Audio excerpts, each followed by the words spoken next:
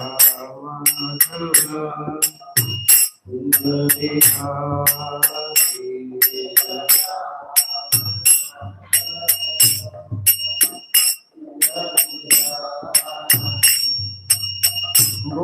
जनवल्लभा गिरिवरधारी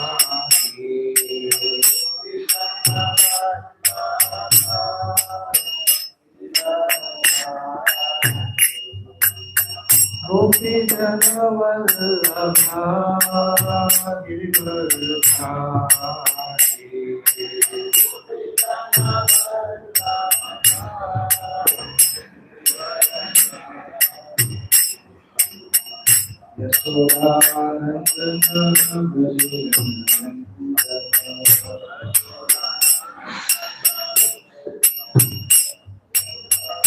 यशोदानंदन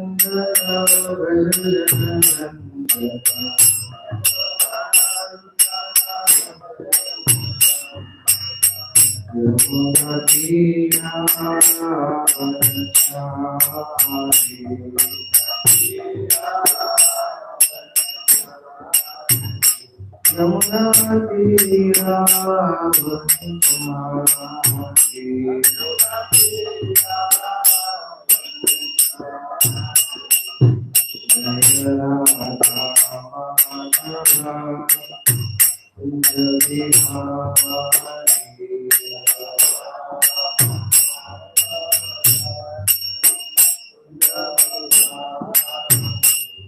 जय Shri Krishna Chaitanya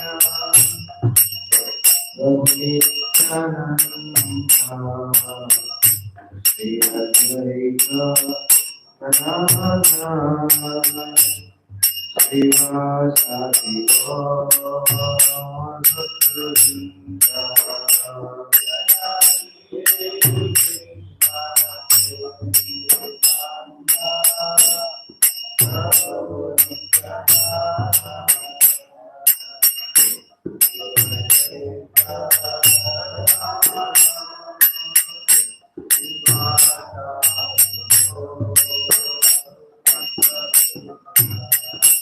Hare Krishna, Hare Krishna, Krishna Krishna, Hare Hare, Hare Rama, Hare Rama, Rama Rama, Hare Hare, Hare Krishna, Hare Rama, Hare Krishna,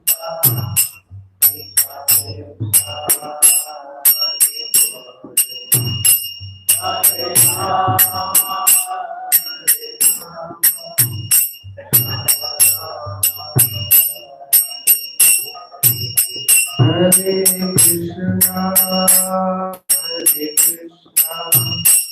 Hare Hare,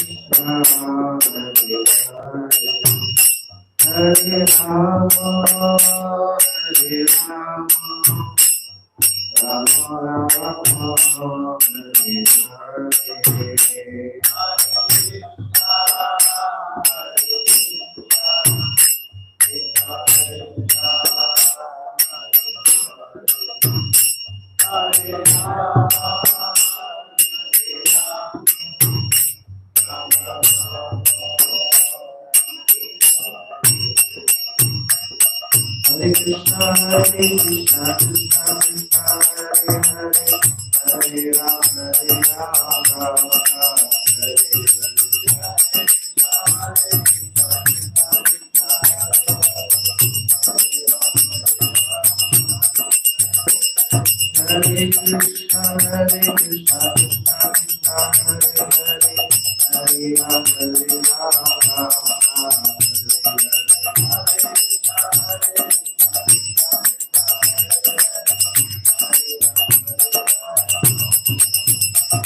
Hare Krishna, Hare Krishna, Krishna Krishna, Hare Hare, Hare Rama, Hare Rama, Rama Rama, Hare Hare.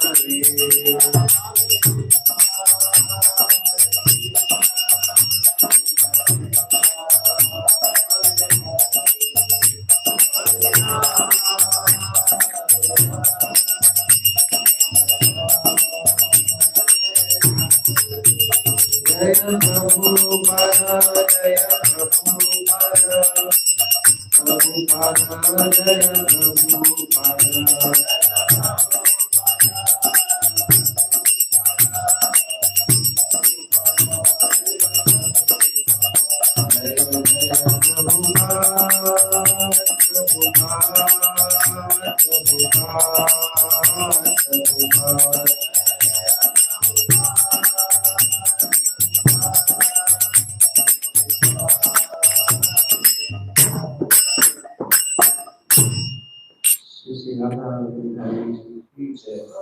Shri Shri Shri Jagannath Baldev Subhadra महारानी सुदर्शन चक्र की जय।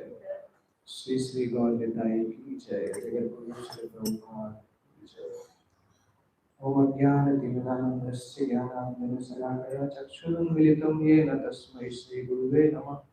श्री चैतन्य मनोभीष्टं स्थापितं येन भूतले स्वयं रूपकलामयं ददाति स्वपदान्तिकम्।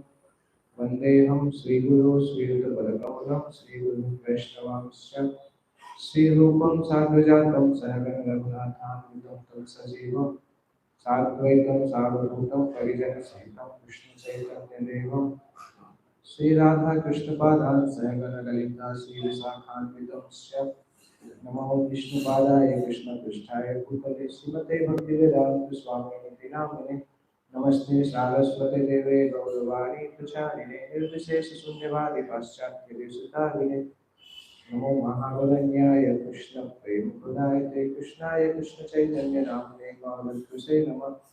हे कृष्ण करुणा सिंधु दीनबंधु जगतपते गोपेश गोपिका कांत राधा कांत नमोस्तुते तप्त कांचन गौरांगी राधे वृंदावनेश्वरी वृषभानुसुते देवी प्रणमामि हरिप्रिये वाञ्छाकल्पतरुभ्यश्च कृपा सिन्धुभ्य एव च पतितानां पावनेभ्यो वैष्णवेभ्यो नमो नमः। श्री कृष्ण चैतन्य प्रभु नित्यानंद श्री अद्वैत गदाधर श्रीवासादि गौर भक्तवृंद हरे कृष्ण कृष्ण कृष्ण हरे हरे हरे राम राम राम हरे हरे।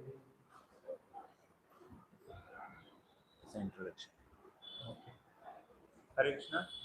तो हम सभी का बहुत ही परम सौभाग्य है कि आज हमारे देश में ये वंचित हरि प्रभु जी हैं, तो उनका मैं छोटा सा इंट्रोडक्शन देना चाहूँगा।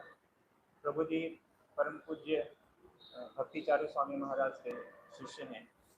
प्रभु जी ने अपना बीटेक जो है NIT भोपाल से किया और तत्पश्चात वो जो है रिलायंस इंडस्ट्री में वहाँ पे वो कार्यरत रहे और प्रभु जी ने फिर फुल टाइम जो है भोपाल में उज्जैन में ज्वाइन किया और फिर अभी यहाँ बड़ौदा में कार्यरत हैं। प्रभु जी जो है असिस्टेंट रीजनल सेक्रेटरी के रूप में कार्यरत हैं और IYF डायरेक्टर बड़ौदा के रूप में भी प्रभु जी यहाँ पे सेवा दे रहे हैं।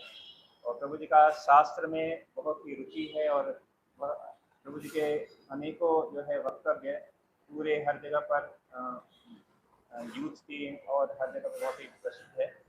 और हम सभी अंतर्राष्ट्रीय कृष्ण भावना संघ स्थान वल्लभ विद्यानगर की तरफ से प्रभु जी का स्वागत करेंगे। हरे कृष्ण मंत्र बोलकर हरे कृष्णा कृष्णा कृष्णा हरे हरे हरे राम राम राम। ओम नमो भगवते वासुदेवाय। ओम नमो भगवते वासुदेवाय। ओम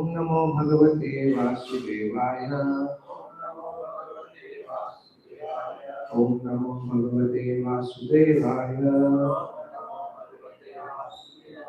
नारायणं नमस्कृत्य नरं चैव नरोत्तमं देवीं सरस्वतीं व्यासं ततो जयमुदीरयेत्। नष्टप्रायेषु अभद्रेषु नित्यं भागवत सेवया भगवती उत्तमश्लोके भक्तिर्भवति नैष्ठिकी। कृष्णाय वासुदेवाय देवकी नंदनाय च नंदगोपकुमाराय गोविंदाय नमो नमः।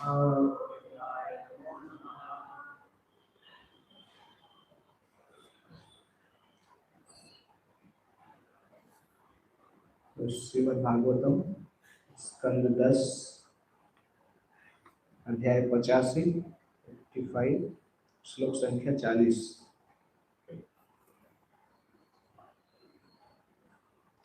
दर्शनं वां हि भूतानां दुष्प्रापं चाप्य दुर्लभम्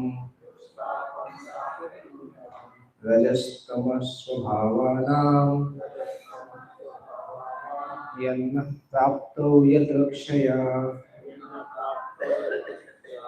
दर्शनं वां हि भूतानां दुष्प्रापं चाप्य दुर्लभम् रजस्तमस्वभावानां यन्न प्राप्तो यदृक्षया।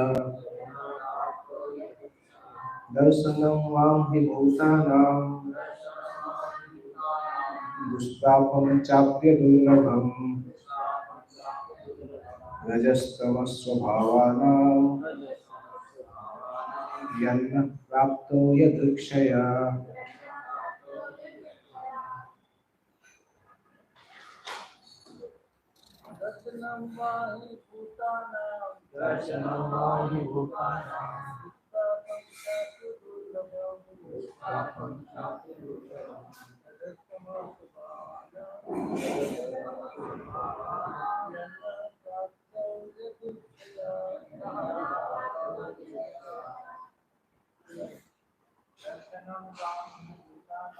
दर्शनं वाहि भूतानां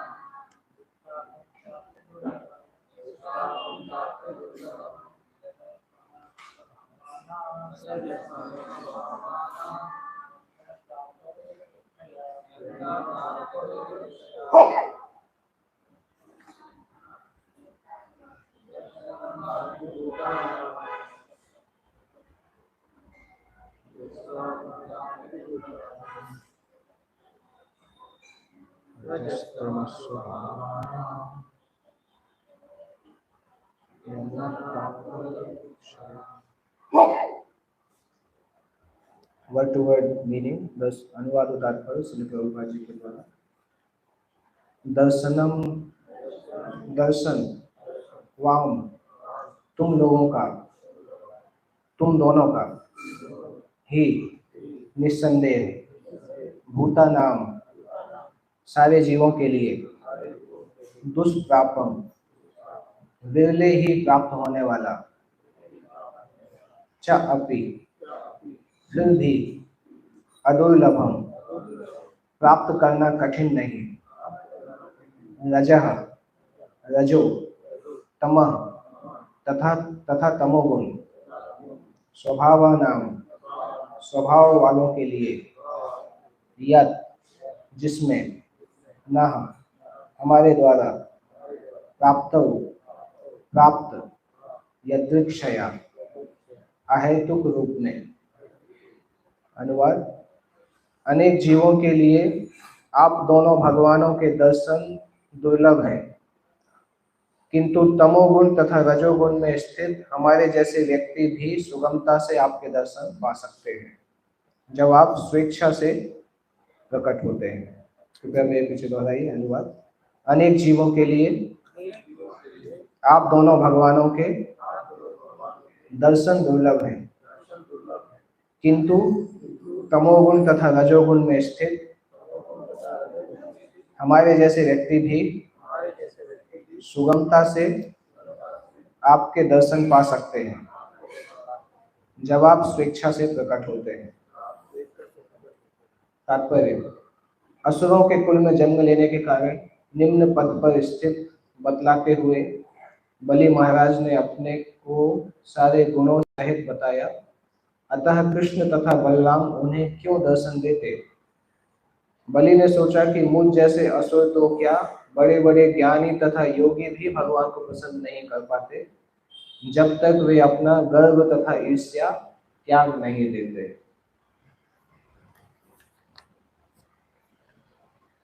अध्याय का टाइटल है कृष्ण तथा वसुदेव, कृष्ण द्वारा वसुदेव को उपदेश दिया जाना। और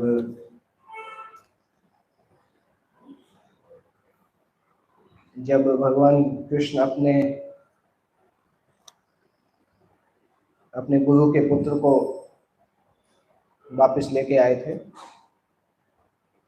या गुरु दक्षिणा के रूप में जब उनसे मांगा गया था, तो जब वो खबर देवकी के पास पहुंचती है तो देवकी की भी इच्छा होती है कि उनके जो पुत्र हैं, जिन पुत्रों को देख नहीं पाई, 6 पुत्र जिनका वध हो गया था, उनको कैसे देख सकते हैं।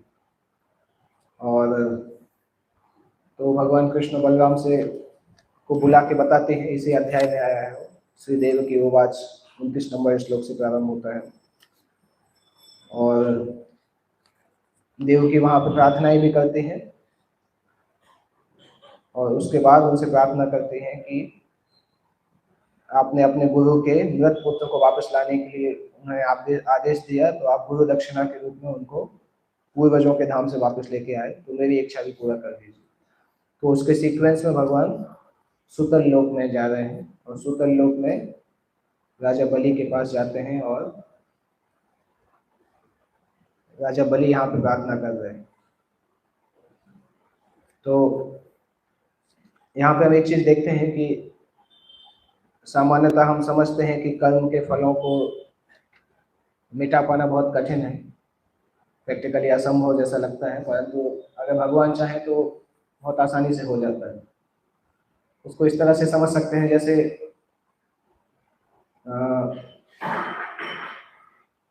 मान लो हम गोविंदाज रेस्टोरेंट में जाते हैं और हमारा कोई बहुत क्लोज व्यक्ति प्रसाद लेने के आता है, तो जब पेमेंट का समय आता है तो हम रिसेप्शन पे जाके बोलते हैं कि मेरे नाम पे लिख देना।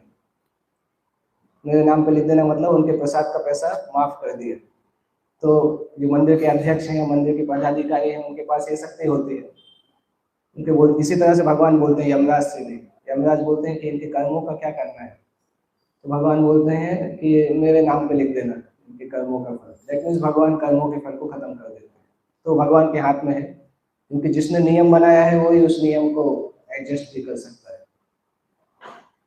तो इस प्रकार से समझना जरूरी है कि जो कार्य बहुत कठिन है, प्रैक्टिकली असंभव है, पर भगवान उसको संभव कर सकते हैं। तो बलि महाराज यहाँ पे वही बता रहे हैं कि निम्न पद पे जो स्थित होते हैं, रजो और तमोगुण में जो लोग स्थित होते हैं, वो भगवान के लिए दुष्प्रापम, भगवान उनको बहुत मुश्किल से प्राप्त होते हैं, परंतु प्राप्त हो सकते हैं अगर भगवान अपनी इच्छा से उनके सामने आ जाएं। और भगवान जब संसार में आते हैं तो इस प्रकार से कार्य करते भी हैं, क्योंकि जब भगवान कृष्ण संसार में आए थे तो सभी लोग उनको देख पाते थे। कुछ लोग समझ पाते थे कि वो भगवान है, कुछ लोग नहीं समझ पाते थे, परंतु आंखों से देख तो पाते थे सभी लोग। जैसे दुर्योधन भी देखता था, दुर्योधन को डाउट होता था कभी कभी कि वो भगवान है कि नहीं, और कभी कभी जब उसके बड़े लोग बोलते थे कि भगवान है तो मान जाता था, फिर नहीं मानता था। क्योंकि महाभारत में कई बार आता है कि दुर्योधन जाके पूछता है भीष्म पितामह से, एटलीस्ट 2 से 3 बार आता है कि इस युद्ध में किस योद्धा के पास कितनी शक्ति है।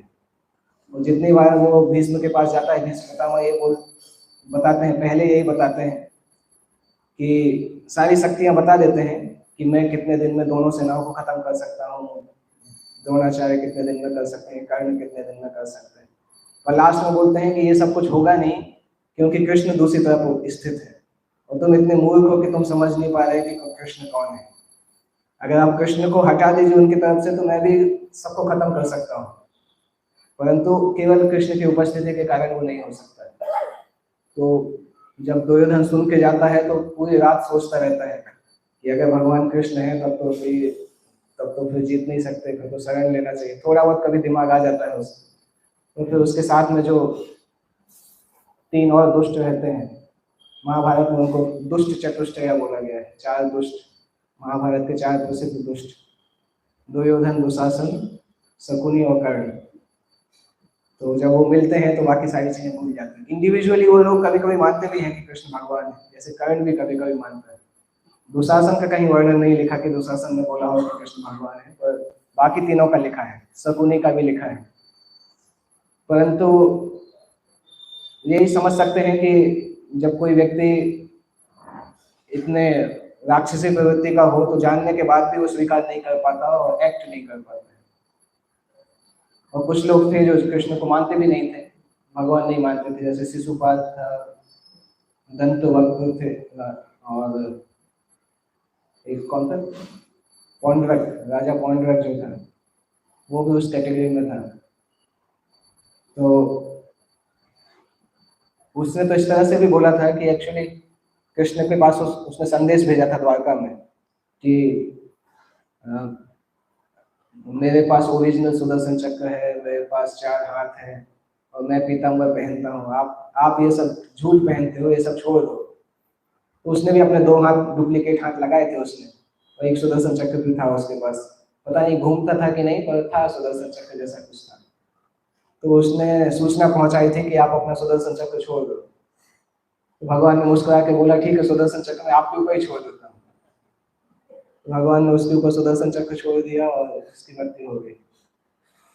तो इस प्रकार से जो भी लोग होते हैं वो भगवान को नहीं समझ पाते हैं, पर भगवान उनको टेक केयर कर लेते हैं, उनको मार देते हैं। एक बार हम ये टॉपिक डिस्कस कर रहे थे तो एक व्यक्ति ने बोला, एक स्टूडेंट ने बोला, स्टूडेंट्स का दिमाग ज़्यादा तेज चलता है, उन्होंने बोला कि अगर पाप करके भी भगवान से मारे जाएंगे तो मुक्ति मिल जाएगी, तो बेटर है पाप करना चाहिए, मजा भी कर लेंगे और लास्ट में भगवान मार देंगे तो मुक्ति भी मिल जाएगी, तो दोनों काम हो जाएंगे, संसार में भी मजा हो जाएगा और मुक्ति भी मिल जाएगी। तो मैं उसको बोला कि छोटे मोटे पापियों के लिए भगवान नहीं आते, छोटे मोटे पापियों के लिए भगवान किसी को भी भेज देते हैं, एक बार सुनामी आएगी तो सारे मर जाएंगे। जब अगर पाप करना ही है तो इतनी शक्ति है तो हिरण्यकश्यप जैसे बनो तब फिर भगवान आएंगे, नहीं तो छोटे मोटे से भगवान आने वाले नहीं। तो वो रास्ता बहुत खतरनाक है। कुछ विरले शत्रु हैं, राक्षस हैं जिनके भगवान स्वयं आते हैं, नहीं तो भगवान के एजेंट इतने शक्तिशाली हैं कि बड़े बड़े राक्षसों का संहार करने के लिए सफिशिएंट है। भगवान अगर उन राक्षसों को भी चाहे तो मार सकते हैं, जैसे दुर्गा देवी ने कितने राक्षसों को मारा है, उनका क्या होता है, राक्षसों को मारने के लिए ही होता है, तो किसी को भी मार सकते हैं माया शक्ति। तो वो रास्ता प्रैक्टिकली असंभव जैसा है, जब भगवान अपनी इच्छा से आएंगे, मारना चाहेंगे तब मारेंगे, तो तब भी भगवान स्वयं मारने के लिए नहीं आते हैं, मारना तो उनका साइड इफेक्ट के जैसा है। वो आते हैं भक्तों से लीला करने के लिए और साथ साथ राक्षस लोग मर जाते हैं। जैसे कोई मेडिसिन खाते हैं तो साइड इफेक्ट होता है, पर साइड इफेक्ट के लिए मेडिसिन नहीं खाया जाता, मेडिसिन खाया जाता है मेन इफेक्ट के लिए, साइड इफेक्ट तो अपने आप ही हो जाता है। तो राक्षसों को मारना भगवान के अवतार का उद्देश्य नहीं होता है, वो अपने आप ही बाई डिफॉल्ट हो जाता है। जब भगवान आते हैं, एक जगह पे भागवतम में आता है कि जब कहीं आग जलती है तो पतंगे अपने आप ही आग के पास चले जाते हैं, आग उड़ उड़ के पतंगों के पास नहीं जाती है। तो इसी तरह से भगवान का अवतार होता है तो जितने भी राक्षस होते हैं खुद ही भगवान के पास आते हैं और भगवान उनको मार देते हैं। और हमने देखा भी जरासंध कितनी बार भगवान के पास आया, 17 बार भगवान के पास आया और 23 अक्षौहिणी सेना लेके आता था, और हर बार आधे घंटे में कृष्ण बलराम खत्म कर देते थे। और पहली बार बलराम ने पूछा भी कृष्ण से कि इसको क्यों छोड़ रहे हैं आप, तो कृष्ण ने यही आंसर दिया कि वो हमारे ही काम कर रहा है, जितने संसार के दुष्ट हैं उनको यहाँ पे लेके आता है और हम उसको मार देते हैं, नहीं तो उनको ढूंढने के लिए जाना पड़ता है, तो हमारे एजेंट जैसा है, इसलिए इसको मारने की जरूरत नहीं। तो 16-17 बार वो आया, उसको इस प्रकार से आधे एक घंटे में खत्म करके वापस भेज दिया। भगवान की लीलाएं बहुत रोचक हैं, और इसीलिए श्रीमद् भागवतम में एक जगह पे आता है जब परीक्षित महाराज प्रश्न करते हैं, शुरू में 2 प्रश्न करते हैं कि सामान्यतः व्यक्ति का कर्तव्य क्या होना चाहिए, विशेष रूप से मरने वाले व्यक्ति का कर्तव्य क्या होना चाहिए। तो सुखदेव गोस्वामी दूसरे स्कंद के शुरू के 2-3 अध्यायों में सब कुछ बता देते हैं, क्लियरली बता देते हैं कि भक्ति करना चाहिए और चाहे कोई भी इच्छा हो भक्ति करनी चाहिए। फिर उसमें परमात्मावादी का जो आश्रय है, धारणा आश्रय, वो भी बताते हैं, और ये भी बताते हैं जो विश्व रूप में मेडिटेट करते हैं वो कैसे कैसे मुक्ति को प्राप्त करते हैं, वो सब कुछ बता देते हैं। और लास्ट में बताते हैं कि शुद्ध भक्ति करना चाहिए तीसरे अध्याय में। तो तीसरे अध्याय में जो श्लोक आते हैं अकामो सर्व कामो वा, उसके बाद तक ऑलमोस्ट उनके इंस्ट्रक्शन खत्म हो जाते हैं, क्योंकि दोनों प्रश्न थे, दोनों के उत्तर बता दिए। तो सुत गोस्वामी भी वो बता के थोड़ा शांत होते हैं, तो शौनक आदि ऋषि लोग सोचते हैं कि अरे हम तो इतने समय से यज्ञ कर रहे हैं और अभी अभी भागवत कथा चालू हुआ और आधे घंटे में खत्म होने वाला है, आधे एक घंटे में, तो ऐसा तो नहीं होना चाहिए, और लंबा चलना चाहिए। उनको सुध गोस्वामी हालांकि बोलना चाहते थे, परंतु लोगों को ऐसा लगा कि शायद ऐसा तो नहीं कि सारे आंसर हो गए तो सुध गोस्वामी अभी बोलेंगे भागवतम खत्म हो गया अभी।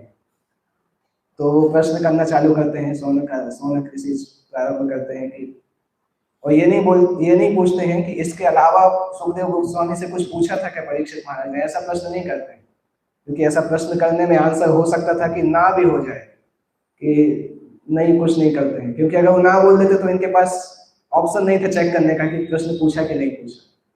तो शौनक ऋषि डायरेक्टली पूछते हैं कि परीक्षित महाराज ने और प्रश्न पूछे ही होंगे, आप हमें बताइए, ये संकोच मत करिए कि हमारे पास टाइम नहीं है, आप बताइए जितना बताना है, हम सुनने के लिए तैयार हैं। और स्वयं ही प्रश्न करते हैं कि भगवान की शक्तियां कैसी हैं, भगवान का पुरुष अवतार कैसा है, ये सब कुछ प्रश्न खुद ही करते हैं। उसके बाद फिर सुत गोस्वामी बताना चाहते हैं कि आप जो प्रश्न कर रहे हैं वही प्रश्न परीक्षित महाराज ने भी किए थे। उसके बाद फिर पूरा डिटेल चालू होता है। और फिर कुछ एक दो अध्याय बाद फिर से ब्रह्मा जी जब पुरुष अवतारों का वर्णन करते हैं, तो वर्णन करने के बाद शायद 6वें अध्याय के लास्ट में, 6वां अध्याय ना पुरुष सूक्त कंफर्म, हाँ 6वें अध्याय के लास्ट में ब्रह्मा जी बताते हैं कि पुरुष अवतारों का बहुत वर्णन कर लिया, अभी लीला अवतारों का वर्णन करना चाहिए, क्योंकि पुरुष अवतारों का वर्णन करने से कई बार लोग बोर हो जाते हैं। भागवतम का दूसरा स्कंद ऐसा है कि वो थोड़ा कठिन स्टेप जैसा है, बहुत सारे भक्त पहला स्कंद करते हैं फिर तीसरे स्कंद पे जंप कर देते हैं, क्योंकि दूसरा स्कंद बहुत टेक्निकल लगता है। तो इसलिए ब्रह्मा जी नारद मुनि से बोलते हैं कि अभी मैं लीला अवतारों का राय बताऊंगा। तो पूरा 7वां अध्याय वो लीला अवतारों का वर्णन करते हैं। तो भगवान के इस प्रकार से होते हैं, सारी लीलाएं अपने आप में मनमोहक हैं, परंतु विशेष रूप से जो लीला अवतार है उसकी कथा ज्यादा मनमोहक है। हालांकि शुद्ध भक्त पुरुष अवतार की कथाओं को भी उतने अच्छे से सुनते हैं, सृष्टि लीला को भी उतने अच्छे से सुनते हैं जितना भगवान के अलग दूसरे अवतारों की कथा सुनते हैं, क्योंकि सृष्टि लीला भी उसी में आती है, भगवान के अवतारों के अंदर ही आती है। पर सामान्यतः साधक भक्त जब उतना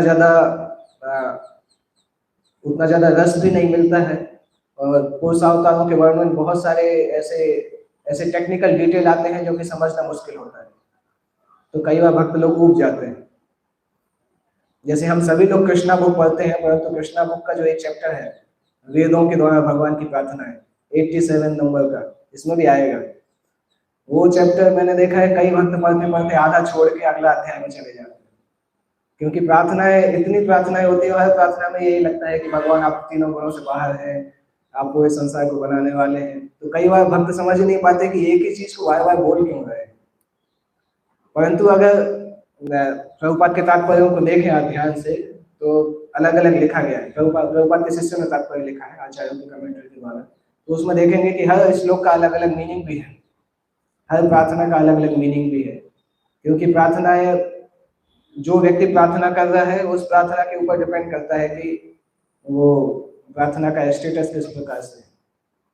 जैसे देवता लोग भी भगवान की प्रार्थना करते हैं, और देवताओं की प्रार्थनाओं को आप अगर पढ़ेंगे तो समझ जाएंगे कि ये कुछ ना कुछ मांग रहे हैं, या धर्म अर्थ काम के लिए प्रार्थनाएं हैं।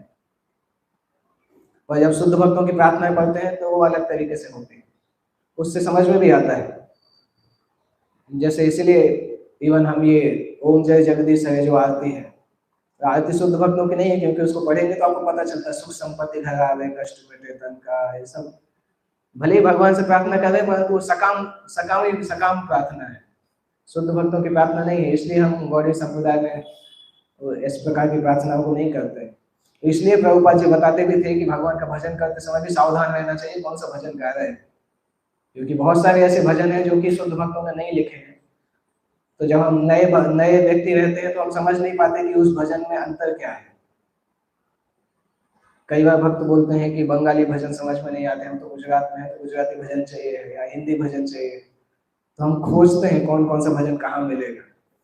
परंतु कोई अगर बहुत एडवांस डिवोटी है तो वो भजन देख के समझ सकता है कि कौन सा भजन शुद्ध भक्ति के सिद्धांतों से प्रेरित है। नहीं तो कुछ कुछ लाइन इस प्रकार से हो सकते हैं जो कि दूसरे सिद्धांत को बताएंगे, सकाम कर्म के सिद्धांत को बताएंगे। इसलिए सावधान रहना चाहिए कि कौन सा भजन हम गाते हैं।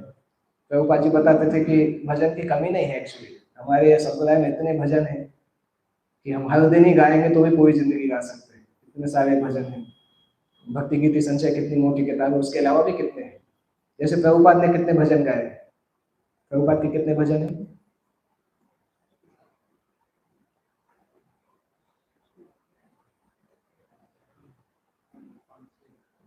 प्रभुपाद के सामान्यतः वैष्णव सॉन्ग बुक में 2 ही भजन आते हैं, तो कई भक्तों को 2 ही भजन पता रहते हैं।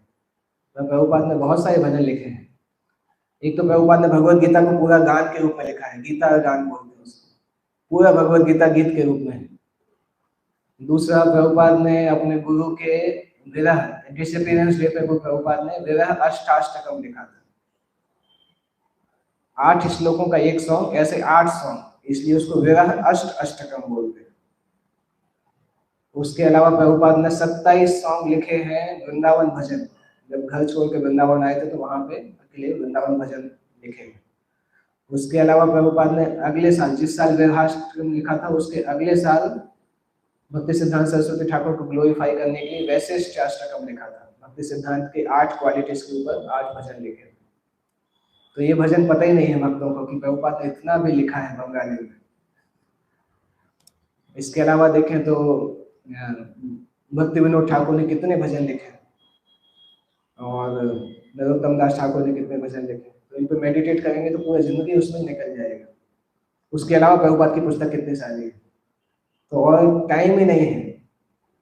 अगर 1 सेकंड के लिए मान भी लें कि कोई व्यक्ति प्रामाणिक है, तो भी अगर हम किसी डॉक्टर के पास जाते हैं, तो अगर सिटी में कोई और भी अच्छा डॉक्टर है तो हम हर डॉक्टर के पास नहीं जाते हैं, कम से कम एक डॉक्टर के पास जाके उसका प्रिस्क्रिप्शन पूरा करते हैं।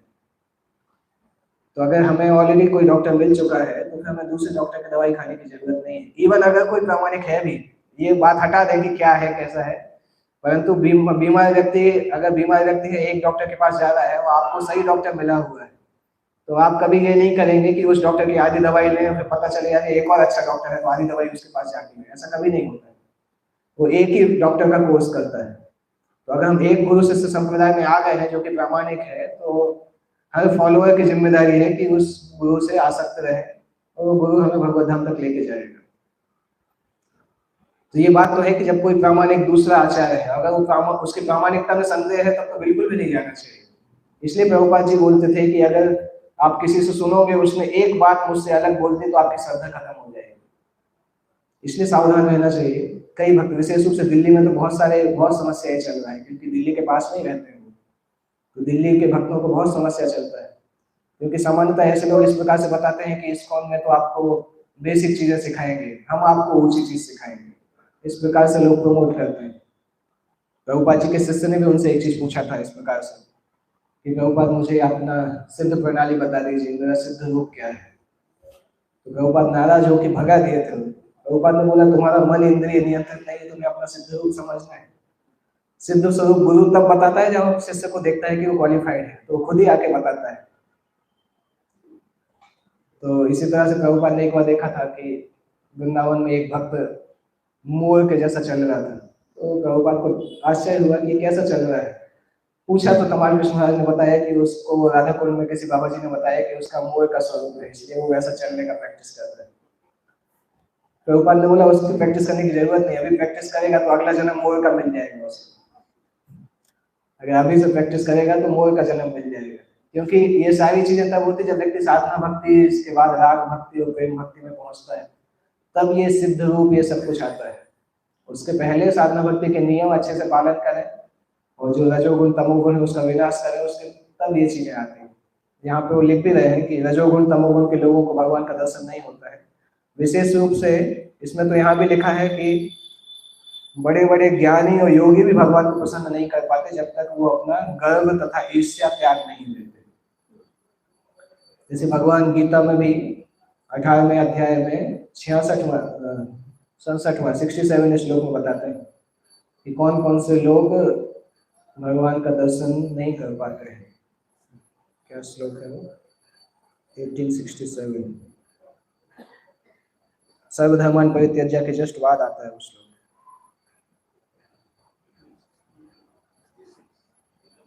सर्वधर्मान परित्यज्य 66 है, 67 में आता है इक्वालिटीज की कौन भगवान के दर्शन नहीं कर पाते हैं, समझ नहीं पाते हैं। इदम ते न तपस्काय न भक्ताय कदाचन न चासु शुश्रवे वाच्यम न च माम योभ्य सूयते। ये दिव्य ज्ञान उनको कभी भी एक्सप्लेन नहीं करना चाहिए जिनके अंदर तपस्या की कमी है, या जो भक्तिमय सेवा नहीं कर सकते हैं, या जो मुझसे ईर्ष्यालु होते हैं। यहाँ भी ईर्ष्या लिखा है। तो सामान्यतः ईर्ष्या अगर कोई व्यक्ति नहीं त्याग पाता है तो भगवान उसको स्वीकार नहीं करते हैं। वो व्यक्ति कभी भगवान के द्वारा स्वीकृत नहीं होता है। उसका कारण भी है, क्योंकि अगर कोई व्यक्ति हमसे ईर्ष्या करता है, हम उसको अपने बारे में बताएंगे तो ईर्ष्या उसकी बढ़ेगी। नेचुरली अगर हमें अपना कोई सीक्रेट बताना है तो हम ईर्ष्यालु व्यक्ति से नहीं बताएंगे, हम उसी व्यक्ति को बताएंगे जिससे हमारा रिलेशन अच्छा है। इसलिए गीता में कितनी बार भगवान बोलते हैं अर्जुन से कि तुम मुझसे ईर्ष्या नहीं करते, इसलिए मैं तुम्हें ये बता रहा हूँ। दैट मीन्स भगवद गीता का ज्ञान समझ में नहीं आ सकता अगर ईर्ष्या है हमारे अंदर। जितना परसेंटेज ईर्ष्या होगी उतना समझ में नहीं आएगा। तो भक्त लोग पूछ सकते हैं कि हम तो भक्ति कर रहे हैं, हमारे अंदर ईर्ष्या कहाँ है? ईर्ष्या होती तो भक्ति नहीं करते। परंतु ऐसा नहीं कि ईर्ष्या पूरी तरह से खत्म हुई है, पहले से कम हो चुकी होगी, परंतु पूरी तरह से खत्म नहीं हुई अभी भी। क्योंकि अगर कोई व्यक्ति भगवान की विभूतियों से ईर्ष्या करता है, दैट मीन्स वो भगवान से ईर्ष्या करता है। ऐसा माना जाता है कि भगवान की विभूतियों से अगर कोई ईर्ष्या करता है तो भगवान से भी ईर्ष्या करता है, और वो हम करते हैं। भक्त के समाज में जब हम रहते हैं वहाँ हम देखते हैं कि कोई भक्त हमसे ज्यादा अच्छे से शास्त्र समझ सकता है तो हमें ईर्ष्या होती है। कोई भक्त हमसे ज्यादा अच्छे से प्रचार कर पाता है तो ईर्ष्या होती है। कोई भक्त अगर हमसे ज्यादा अच्छे से सेवा कर पाता है तो ईर्ष्या होती है। कोई अगर हमसे ज्यादा विनम्र है तो भी ईर्ष्या होती है कि मुझसे ज्यादा विनम्र कैसे हो गया। तो ये सारे जो भक्त के अंदर अच्छे गुण है, ये कहाँ से आ रहे हैं? कृष्ण की विभूति है, कृष्ण के कारण वो गुण आ रहे हैं। अगर उस भक्त से हम ईर्ष्या कर रहे हैं तो भगवान कृष्ण से ईर्ष्या कर रहे हैं। इसलिए हम देखते हैं कि भगवद गीता हम जितनी बार पढ़ते हैं उतनी बार हमें ज्यादा समझ में आती है। अगर कोई सिंसियर भक्त है तो जैसे जैसे वो भगवद गीता बार बार पढ़ेगा उसको भगवद गीता अच्छे से समझ में आएगी। इसी कारण से, क्योंकि जैसे जैसे उसकी भक्ति की क्रियाओं के द्वारा हृदय में शुद्धि बढ़ेगी उतना ज्यादा भगवद गीता उसको भगवान आशीर्वाद देंगे कि भगवद गीता उसको समझ में आए।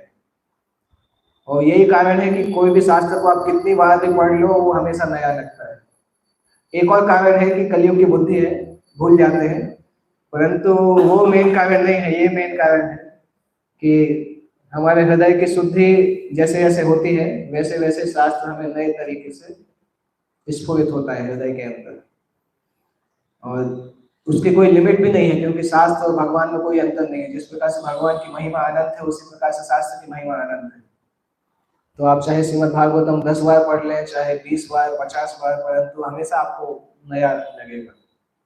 इस्कॉन में कुछ भक्त हैं जिन्होंने भगवद गीता कितनी बार पढ़ा है? 100 बार से भी ज्यादा। चैतन्य चरण में कितनी 150 बार गीता पढ़ा हुआ है, 150 बार गीता पढ़ा है। प्रभुपाद जी के एक शिष्य हैं, इंटरनेशनल संन्यास मिनिस्ट्री देखते हैं, हिज होलीनेस प्रहलादानंद महाराज, तो उन्होंने कृष्णा बुक 100 बार से ज्यादा पढ़ा है। वो कृष्णा बुक का एक बार क्लास दे रहे थे मायापुर में हम लोगों को, तो उनके पास जो कृष्णा बुक है उसका उनको पेज वाइज याद है। वो बोलते हैं इस पेज में पहले पैराग्राफ में, और बोलना चालू कर देते हैं पैराग्राफ क्या लिखा हुआ है। इस प्रकार से कृष्णा बुक याद कर लिया है, चैप्टर के चैप्टर याद है पूरा, बोलते जाते हैं अपने आप। तो मुझे लगता है वो जब कोई काम करते होंगे तब भी कृष्णा बुक बोलते ही रहते होंगे लगातार, इतना ज्यादा उन्होंने अध्ययन किया है।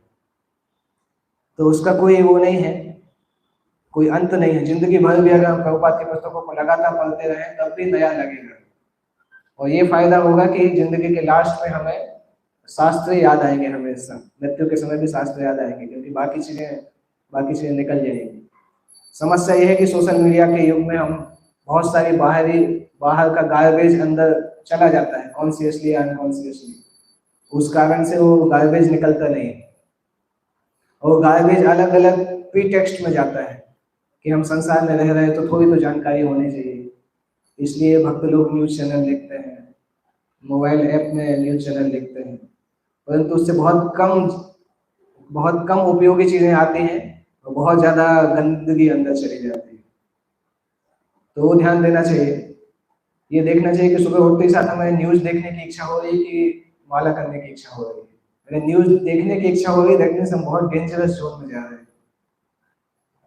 और जिस चीज़ की आवश्यकता नहीं है वो देखने की ज़रूरत नहीं। बहुत सारी न्यूज़ आती है कि ये मूवी रिलीज हुई और ये पार्टी ने ऐसा किया, इस देश में ऐसा हो गया, ऐसा हो गया। बहुत सारी चीज़ें हैं जो कि जानने की आवश्यकता नहीं है। श्री श्री राधा गिरधारी जी की जय, श्री श्री श्री जगन्नाथ प्रभु सुंदर महाराज की जय। बहुत सारी ऐसी वस्तुएं हैं जो जानने की आवश्यकता भी नहीं है, और वो जानते हैं तो एजिटेशन होता है माइंड में।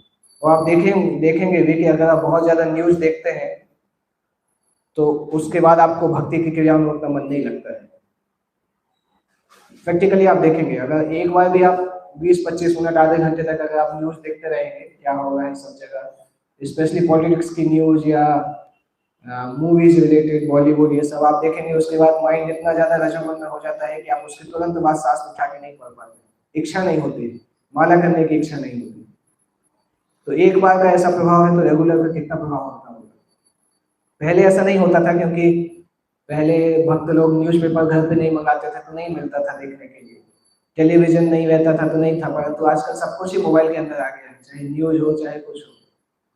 और इस प्रकार से है कि आप फेसबुक देखोगे तो वीडियो सामने आएगा, यूट्यूब देखोगे तो सामने वीडियो आएगा, क्लिक करते ही साथ चालू हो जाता है कि शाहरुख खान की नई मूवी आ रही है, अभी ये आ रही है। तो अननेसेसरी गार्बेज दिमाग में जाता है। उसके कारण फिर जो भगवान के जो वास्तविक जो ग्रंथ है उसमें रस नहीं आता है। उसको पढ़ते हैं तो भी फिर उतना उतना ध्यान नहीं आता है, क्योंकि ऑलरेडी अंदर बहुत कुछ है। तो उसको निकालना जरूरी है। और साथ साथ ये भी जरूरी है कि फिर से गंदी चीजें नहीं डालें। भागवतम में एक श्लोक आता है कि ऑलरेडी ये भौतिक शरीर जो मिला है पिछले पाप कर्मों से मिला है, तो यही सफिशियंट है। अगर अभी भी अंदर इनपुट डालते रहेंगे तो अगला शरीर फिर से तैयार हो जाएगा। तो जब से भक्ति में आए हैं तब से प्रयास करना चाहिए कि ऐसा कुछ नहीं करें कि अगले शरीर की पृष्ठभूमि फिर से तैयार हो, फिर से बैकग्राउंड तैयार हो। क्योंकि सूक्ष्म शरीर जो है वो जैसे जैसा बनेगा वैसा वैसा स्थूल शरीर बनेगा। अगर सूक्ष्म शरीर में हमने बहुत सारी भौतिक वस्तुएं डाल के रखी हैं तो ऑब्वियसली जो आगे जो स्थूल शरीर मिलने वाला है वो भौतिक शरीर मिलने वाला है। तो भक्ति में पूरी जिंदगी में हम जो करते हैं अपने सूक्ष्म शरीर को आध्यात्मिक बनाने का प्रयास करते हैं। क्योंकि सूक्ष्म शरीर मन बुद्धि अहंकार अगर आध्यात्मिक हो जाएगा तो ये शरीर जब खत्म होगा तो अगला शरीर आध्यात्मिक शरीर मिलेगा। वो श्लोक आता है 15वें अध्याय में ना, वायु गंधा निवास है। सूक्ष्म शरीर उसी प्रकार से कैरी करके जाता है आत्मा को, जिस प्रकार से वायु गंध को कैरी करके जाते हैं। तो मृत्यु के समय सूक्ष्म शरीर में जैसे विचार रहेंगे उसी प्रकार से नया शरीर मिलेगा। तो ये बहुत बड़ा लक्ष्य है कि रजोगुण को कैसे कम करना है। क्या बोलते हैं इंग्लिश में, destroy ignorance, diminish passion, enrich goodness. तमोगुण को डिस्ट्रॉय करना और रजोगुण को कम करना, सत्वगुण को बढ़ाना। ये बहुत बड़ा कार्य होता है भक्तों के जीवन में। अगर कोई व्यक्ति सत्वगुण तक आ जाए तो फिर उसकी भक्ति बहुत कुछ आसान हो जाती है। भक्ति करते करते उसको अननेसेसरी पुशिंग्स और पुलिंग्स नहीं होता है लगातार भौतिक पदार्थों का। तो जो भक्ति कर रहे हैं एटलीस्ट प्रयास करना चाहिए कि सत्वगुण तक आ जाए, क्योंकि नियोफाइट अवस्था बहुत खतरनाक होती है। खतरनाक मतलब स्ट्रगलिंग होती है। नियोफाइट भक्त जब रहते हैं, नियोफाइट का मतलब ही होता है न्यू फाइट। तो लड़ाई के अलग अलग नए नए तरीके ढूंढते हैं। तो नियोफाइट अवस्था बहुत स्ट्रगलिंग होती है। एटलीस्ट इतना साधना अच्छे से करना चाहिए कि एटलीस्ट मध्यम स्तर तक आ जाए, जिससे अननेसेसरी ये बहुत रजोगुण तमोगुण का बहुत ज्यादा प्रभाव परेशान नहीं करे। नहीं तो बहुत लंबे समय तक ये प्रभाव परेशान करता है तो हम भक्ति में से भी विश्वास कम होने लगता है कि ये तो भक्ति भी कर रहे हैं परंतु नहीं हो पा रहा है। तो समस्या हमारी होती है क्योंकि हम नियोफाइट स्तर से ऊपर नहीं उठ पाते हैं अलग अलग कारणों से। तो एटलीस्ट मध्यम स्तर तक आएंगे तो फिर भक्ति करना आसान हो जाता है, नियम पालन करना भी थोड़ा आसान हो जाता है। तो वो प्रयास होना चाहिए, और वो प्रयास होगा अगर साधना का प्रोग्राम अच्छे से करेंगे, नाम जप अच्छे से करेंगे।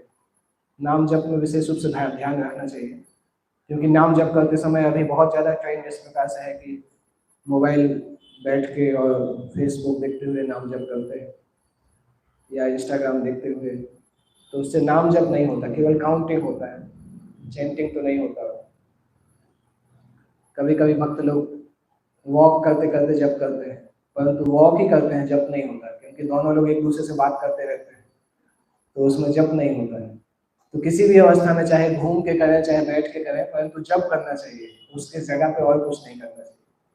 अगर वो ध्यान से करेंगे तो बहुत सारी चीजें आसान हो जाती हैं, क्योंकि सुबह के समय अगर हमने नाम का जप अच्छे से किया है तो पूरे दिन भर हम ठीक चेतना में रह सकते हैं। ऐसे उदाहरण आता है, कई बार मैं देता हूँ। हमने बचपन में एडवर्टाइजमेंट देखा था, डाबर च्यवनप्राश बच्चा सुबह खाता था, तो वो स्कूल में जाता था तो बगल का बच्चा खांसता था, जैसे ही खांसी के कीटाणु आते थे उसके चारों तरफ कवच बन जाता था। आपने भी देखा होगा डाबर च्यवनप्राश का। तो हमारा सुबह का जो प्रोग्राम है उसी प्रकार का प्रोटेक्शन देता है।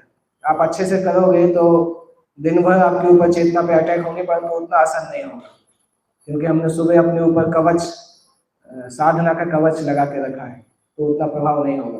अगर बहुत लंबे समय तक करते रहेंगे तो वो कवच स्ट्रांग हो जाएगा, फिर भक्ति में अपने आप दृढ़ता आने लगेगी। तो ये आज के श्लोक से हम डिस्कस कर सकते हैं। किसी को कुछ प्रश्न है तो पूछ सकते हैं, otherwise we can end here. जैसे आपने अभी मीडिया के कारण हर कोई कुछ ना कुछ डाल देता है यूट्यूब में, क्योंकि भगवान का दर्शन हो गया, 2 बार दर्शन हुआ, 3 बार दर्शन। तो एक्चुअली शास्त्रिक at what stage of bhakti we can have darshan of Lord, और दर्शन के बाद उसकी क्वालिटीज कैसे होगी, what is the quality of the devotee, okay, how he behaves after having darshan, and at what stage really he has. Srimad Bhagavatam पहले स्कंद दूसरे अध्याय में 21 नंबर श्लोक में आता है, वो सीरीज ऑफ वर्स जो है उसका लास्ट श्लोक है, तदा रजस्तमो भाव काम लोभ दयस्य चेतयेत अनाविद्धम स्थितं सर्वैर्दशयति एवं प्रसन्न मनसो भगवत भक्ति योगतः भगवत तत्व विज्ञान मुक्त संग से जायते। हाँ, विद्यते हृदय ग्रंथि छिद्यते सर्व संशय क्षीयन्ते चास्य कर्माणि दृष्ट एवात्मनीश्वर। उस श्लोक में आता है, जब हृदय की ग्रंथि पूरी तरह से धिर जाती है, मतलब काम क्रोध सब कुछ खत्म हो जाता है। हृदय में ग्रंथि है ना, नॉट इन द हार्ट, वो नॉट कौन सी है, काम की, क्रोध की, लोभ की, ये गठान है। और विद्यते हृदय ग्रंथि छिन्दन्ते सर्व संशय, जब सारे संशयों का विनाश हो जाता है। क्षीयन्ते चास्य कर्माणि, जब कर्म के फल खत्म हो जाते हैं तब व्यक्ति दृष्ट एव आत्म ईश्वर, तब व्यक्ति अपने आप को आत्मा रियलाइज कर पाता है। जब व्यक्ति अपने आप को आत्मा समझता है तब वो भगवान के दर्शन कर पाता है, शरीर के स्तर पर करना मुश्किल होता है। तो वो अवस्था बहुत ऊंची अवस्था है। ऐसे अगर टेक्निकली देखें तो हम हर दिन भगवान का दर्शन कर रहे हैं। सामान्यतः अगर देखा जाए तो भगवान का विग्रह का दर्शन और भगवान के दर्शन में अंतर नहीं है, समान ही है, परंतु अभी भी भगवान का विग्रह का दर्शन करते समय हमें उतना श्रद्धा नहीं होता है कि हम विग्रह भगवान का डायरेक्ट दर्शन कर रहे हैं। जिस दिन विग्रह का दर्शन करने से भगवान का दर्शन करने की पूरी श्रद्धा हो जाएगी, दैट मींस भगवान का दर्शन हो गया, क्योंकि हमें हर दिन भगवान का दर्शन हो रहा है, केवल फील करने की आवश्यकता है। वो फील तभी होगा जब हृदय ग्रंथि खत्म होगी। और जिस दिन भगवान का दर्शन होगा, जैसे भक्ति रसामृत सिंधु में आता है ना, भाव के स्तर पर जो व्यक्ति है उसके लक्षण आते हैं, उसी तरीके के लक्षण प्रकट होंगे। नाम गाने सदा रुचि वसति स्थले अव्यर्थ कालत्वम मान शून्यता, और क्या क्या 8-9 लक्षण है, कौन कौन से? हाँ, शांति अव्यर्थ कालत्व मतलब समय का अपव्यय नहीं करेगा, आशाबंध, उसको भगवान के ऊपर दृढ़ आशा, दृढ़ विश्वास रहेगा। भगवान जहाँ पे रहते हैं, भगवान की लीला स्थली के आसपास रहने की इच्छा होगी। नाम गाने सदा रुचि, भगवान के नाम के गान करने में हमेशा रुचि रहेगी। 16 माला से वो संतुष्ट नहीं होगा, उसको रहेगा 16 माला जो रुकेगी तो उसको रहेगा अरे खत्म हो गई अभी कैसे, तो नेचुरली वो ज्यादा करेगा। हमारा 16 माला में ऐसा होता है कि 16 माला का वेट करते हैं कब खत्म होगी, उसके बाद माला लटकाते हैं तो पता रहता है अभी कल सुबह तक फ्री है, कुछ नाम नहीं करना है। तो जब कभी ऐसा पूछेंगे why 16 round, why not 160 round, that means नाम में रस आने लगा। भागवत क्लास में बैठने में लगेगा कि अरे प्रसाद का टाइम हो गया, अभी क्लास रोकना पड़ेगा। दैट मीन्स नाम में रुचि आ रही है, भगवान के गान में रुचि आ रही है, तो वो सब लक्षण प्रकट होंगे नेचुरली अगर दर्शन होगा। ओके, और कोई प्रश्न? करने में शांति करने में भगवान का भक्त है मतलब की सामने रहता है, वो काम करता है। युद्ध की पहले भी भगवान ने बताया आपके मामले में कुंती है या आपके भाई है, आपके पास आओ ऐसे बताया, फिर उन्होंने मना किया खा लिया और मैं ऐसे मेरे दिमाग में से आया ये अपनी जगह में हमारा पाप के कारण से आया, फिर हमको प्रयास करें, फिर घर का क्या संबंध होता है मतलब मम्मी पापा हम लोग को क्या क्या पढ़ाई लिखाई कराता है, मैंने करके हम लोग को ये मतलब जो अपनी जगह चल रहे ऐसे करे, फिर हमको सो नहीं पा रहे, मतलब हम भगवान कृष्ण को हम सबसे वो हम मान रहे हैं, सबसे हम भगवान में वो मान रहे हैं, फिर हमको ऐसे मैं अभी इस सुनने के बाद मैं अंदर से दिमाग से आया और वो करने की भगवान को इतना करते हैं, भगवान के दान करते हैं, फिर करते हैं, फिर वो छोड़ नहीं पाए, दूसरे लोग के सामने रहे और मैं अंदर से आया, मैं हम घर में मतलब इतना हम लोग के लिए मेहनत करके कर रहे हैं, फिर हम भगवान को स्मार्ट करके उनको एडजस्टमेंट होता है तो क्या आसक्ति होता है, फिर हम कैसे कैसे मतलब कैसे बोलते मेहनत कैसे करें, मतलब भगवान से कैसे हम लगाएगा मतलब भगवान की तरफ कैसे जाएगा। सबसे पहले मैं पूछना चाहता हूँ, कर्ण के बारे में आपकी नॉलेज कहाँ से आई? कर्ण के बारे में आपने कहाँ से पढ़ा है? ये हमारा मंत्र होता है, हमारा पूरा जब मैं छोटा था वो उसने पूरा महाभारत में बार बार कम से कम 5-6 बार मैं सुनता है, जब छोटा मैं वो पढ़ाई करता था वो उसी टाइम में मेरे को वो महाभारत किसने लिखी थी जो आपने सुनी? नहीं वो नहीं है, फिर हम वहाँ से क्या है मुझे पता नहीं, क्योंकि व्यासदेव ने तो कहीं ऐसा लिखा नहीं कि कर्ण भक्त था।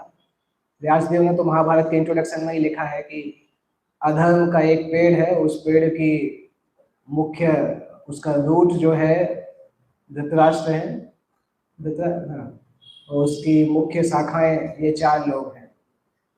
अधर्म के रूट की मुख्य धृतराष्ट्र है, उससे निकलते हैं दुर्योधन, और बाकी दुर्योधन, कर्ण, दुशासन और शकुनी, ये 4 अधर्म के मुख्य, इसलिए महाभारत के मुख्य दुष्ट बोला जाता है उनको।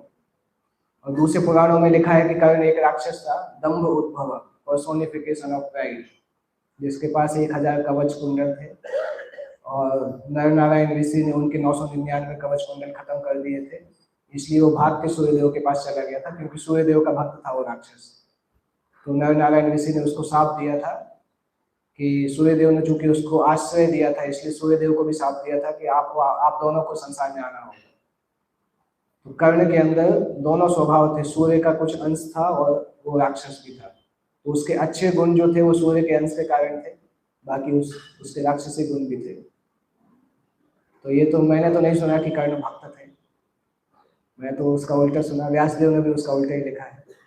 और जो कर्ण के अच्छे गुण बताए जाते हैं उसके पीछे बहुत कुछ स्टोरी है। अगर आप महाभारत को पढ़ेंगे जो व्यासदेव ने ओरिजिनली लिखा है, तो बहुत डिटेल में आता है कि कर्ण ने किस भाव से, जैसे जब इंद्रदेव आए थे,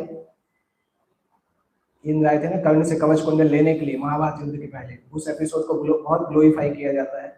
तो व्यासदेव उस एपिसोड में लिखते हैं कि मतलब उसकी कमेंट्री भी है, महाभारत कमेंट्री मध्वाचार्य ने लिखी भी है, महाभारत तात्पर्य निर्णय।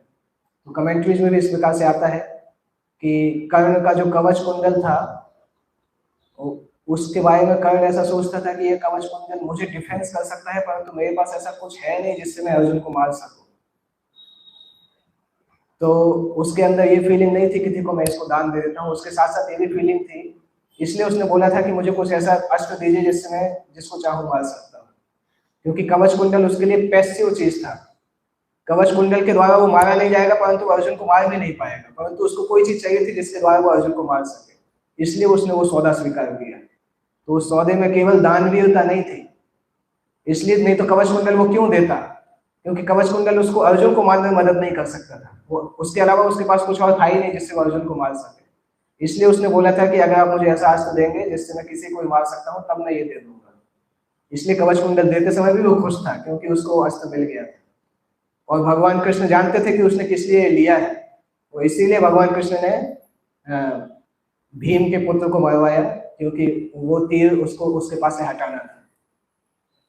तो घटोत्कच को मारने के बाद कर्ण इसीलिए दुखी हो गया था क्योंकि उसका कवच कुंडल भी चला गया और अस्त्र भी चला गया, और उसके बिना वो अर्जुन को मार नहीं सकता था। तो बहुत कुछ हिडन मोटिव था, उसने जो भी अच्छे काम किए उसके लिए बहुत कुछ हिडन मोटिव था। ओके, ठीक है। सामान्यतः क्या है, कर्ण को हीरो जैसा पेश किया जाता है आजकल मॉडर्न टेलीविजन में भी, अर्जुन को विलेन जैसा किया जाता है। कर्ण के अच्छे गुण होने के कारण हम ये नहीं बोल सकते कि वो असुर नहीं था, अच्छे गुण थे, परंतु बहुत सारे लोग में अच्छे गुण होते हैं। जरासंध में भी तो अच्छे गुण थे, ब्राह्मणों को दान देता था, कई चीजें करता था। जरासंध ब्राह्मणों को बहुत दान देता था, सत्य बोलता था। तो असुरों में अच्छे गुण हो सकते हैं, परंतु उसका ये मतलब नहीं कि वो भगवान की भक्त बन जाएंगे। ओके, जो वृंदावन में रहते हैं हाँ उनसे मेरा रेसिडेंस 25 मीटर है, 30 से 25 मीटर है। अच्छा, सुबह बोलने उनकी सुनाई देती है, लेकिन मैं कभी उनके आश्रम में नहीं गया। 5 साल से वो आए, मैं उसके पहले से रहता हूँ, लेकिन मैं कभी उधर नहीं गया। मैं सुनता हूँ गया उधर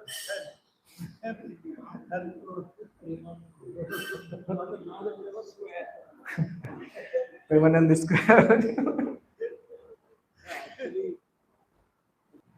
ओके, श्रीमद् भागवतम की जय। जगत गुरु श्री प्रभुपाद की जय।